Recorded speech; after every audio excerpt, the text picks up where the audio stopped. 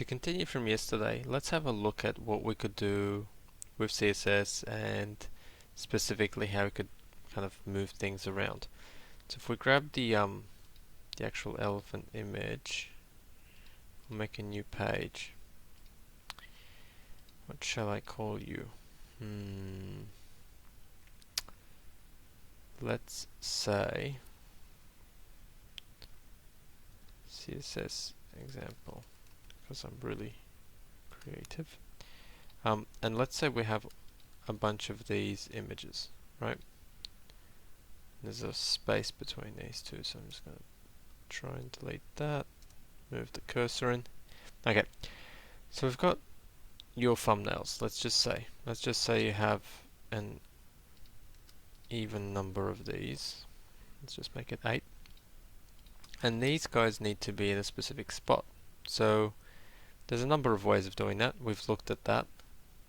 And, one of the preferences I have is just to wrap these guys into a div, give a name, thumbs, and then make sure that after all of these guys are finished, you can close that div. Okay, so all of these images are now inside of a div, which is called thumbs, which is now visible there. We can go in and add some CSS, so we'll add some style. And in this case we'll say hash thumbs is going to be position absolute, and then in our design view we can get the handlebars and we can move it around. So what I can then do is I can squish this box, and you can see that because all the images flow, they take up the remaining space. Now what I also want to do is I want to give it some room inside here. So I can go back into my code and I can go into my styles here and I can say, alright, well, I want to make a specific bit of CSS for images that are within the thumbs. So again, thumbs, and then straight after it I put img, so images that live within the thumbnails. What I'd like to do in there is I would like to add some padding, maybe 30 pixels, probably too big, way too big, right? But all of these now have that padding around them. That magic line there shows you where the overflow is for the box, because the box actually ends there, and depending on the overflow settings for the box, they'll either show or they won't show. So an easy fix is to drag the box down, and then now the box is that big. And another option would be to change the overflow settings. Now, when we have these and we want to go back to what we had previously, we will go in here and just say 20. Now we're fitting this many in. We'll go down to 8. Perfect, right? So you can see I've still got some slack over here. Don't know how much. Probably around a few pixels before this kind of pushes them out onto the next line. Let's see if I can overdo it. No, good. And then we can make the box small again.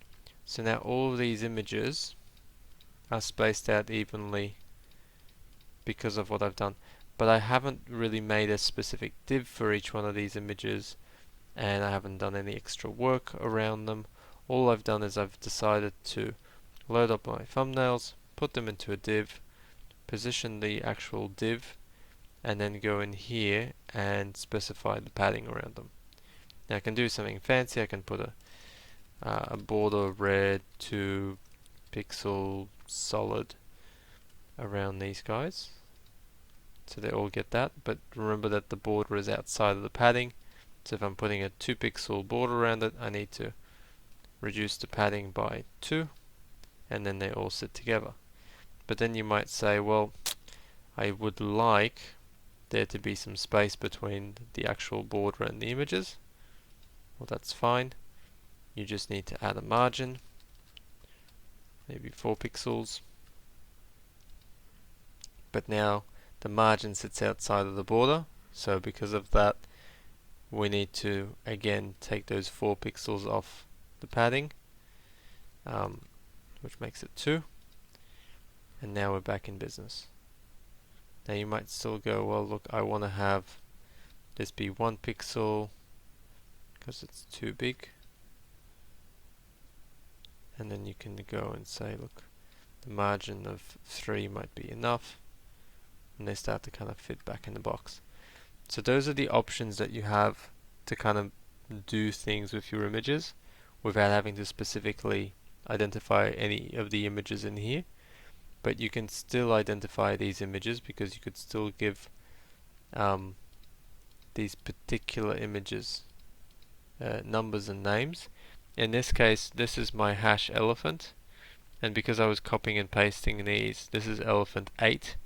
If you remember, you can't have multiple IDs, but I could go in here and say, well look, there's one elephant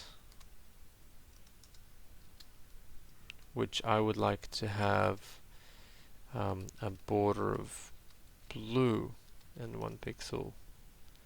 No, I'm just going to say border blue, and then go back in here, and you can see that it doesn't win over that even though they're both IDs, because that is a compound CSS selector. But if I add all of that in front of it, and then we go over here, it still doesn't win. Because why? Let's just say 1 pixel solid.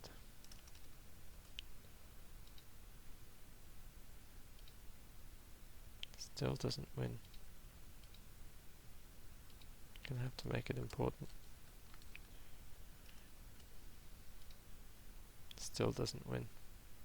Maybe it's live view. No. No. And you guys said you want these errors and mistakes in.